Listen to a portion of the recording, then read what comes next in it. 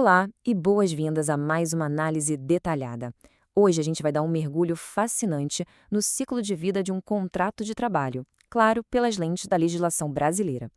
Sabe, o departamento pessoal muitas vezes é visto como um labirinto burocrático, né?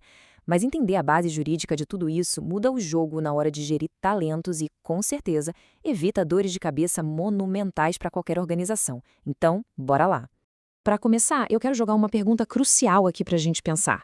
O que separa de verdade e no rigor da lei um prestador de serviços independente de um verdadeiro empregado com carteira assinada?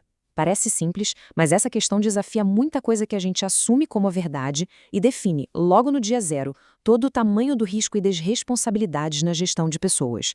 Porque, olha, definitivamente não é só pagar alguém por um serviço prestado. Beleza, vamos dar uma olhada no nosso roteiro de hoje. A gente vai passar por 5 fases principais. 1. A base do emprego. 2. Admissão e documentos. 3. Tempo, jornada e férias. 4. Salário versus remuneração. E o ponto 5. Regras de rescisão. Começando pelo número 1. A base do emprego. Como a gente falou, estabelecer uma relação de trabalho válida exige bem mais do que só uma troca financeira. A Justiça brasileira determina que o vínculo de emprego nasce a partir de 5 pilares obrigatórios. São eles: onerosidade, ou seja, é um serviço pago; pessoalidade, que significa que a pessoa não pode mandar um substituto no lugar dela; continuidade, subordinação às regras da empresa; e a alteridade. Pular qualquer um desses elementos leva direto àquela velha prática legal da pejotização, sabe? Aquela história de forçar o profissional a abrir uma empresa só para disfarçar o vínculo. Agora, o que é super interessante aqui é focar nesse último pilar, a alteridade. Não é um termo que a gente escuta nas conversas do dia a dia, mas a implicação dele é gigantesca. A alteridade garante que o risco total da atividade econômica recaia 100% sobre os ombros do empregador. Ou seja, se o negócio fechar o mês no vermelho e der prejuízo, a lei proíbe terminantemente repassar essa conta para quem só vendeu a sua força de trabalho. O risco é do dono e ponto final. Então, o ponto crucial é que uma vez que o vínculo está estabelecido certinho, a contratação geralmente começa com um contrato por prazo determinado a título de experiência. E o limite absoluto, cravado na lei para testar essa aptidão, é de 90 dias. E tem um detalhe: esse prazo só pode ser dividido e renovado uma única vez dentro dessa mesma janela de tempo. Se ultrapassar os 91 dias ou se rolar mais de uma prorrogação, já era. O contrato vira automaticamente por prazo indeterminado e consolida direitos permanentes para o funcionário. Passando agora para o tópico 2, admissão e documentos obrigatórios. O momento do onboarding, a integração, pode ser um verdadeiro campo minado jurídico para os desavisados. A legislação impõe limites super rígidos sobre o que você não pode exigir a um candidato ali na porta de entrada. Por mais absurdo que pareça precisar falar isso, é expressamente proibido pedir testes de gravidez ou laudo de esterilização. E não para por aí. Exigir pesquisa no SPC ou Serasa, certidão de antecedentes criminais ou até pedir comprovação de experiência maior que 6 meses, tudo isso cruza uma fronteira muito perigosa. O resultado? Processos caríssimos por discriminação. E quando a documentação finalmente chega, o relógio não perdoa de jeito nenhum. O empregador tem exatas 48 horas para fazer as anotações na carteira de trabalho e devolver ela assinada. Prazos estritos assim são a prova viva de que no mundo do RH, tempo é literalmente dinheiro e multas pesadas. Vamos para o tópico 3, tempo, jornada e férias. A rotina diária de trabalho funciona quase como uma estrutura mecânica e implacável. Pensa no ato de bater o ponto todo dia. A lei estabelece uma pequena janela de tolerância de apenas 5 minutinhos antes ou depois da jornada, somando no máximo 10 minutos por dia. Agora, se a força de trabalho começa a chegar um pouco mais cedo ou sair um pouquinho mais tarde todo santo dia, esses meros minutos viram uma bola de neve gigante, desencadeando pagamentos altos e não previstos de horas extras. E na hora do cafezinho e do almoço, como é que isso funciona? Tem uma escala móvel bem rígida. Jornadas de até 4 horas não tem pausa obrigatória. Entre 4 e 6 horas, são 15 minutinhos exigidos. Para quem trabalha mais de 6 horas, que é o padrão, o descanso vai de 1 a 2 horas. Se a empresa não conceder a totalidade exata desses minutos, a penalidade é imediata. Aquele tempinho que foi cortado ou suprimido vira automaticamente hora extra.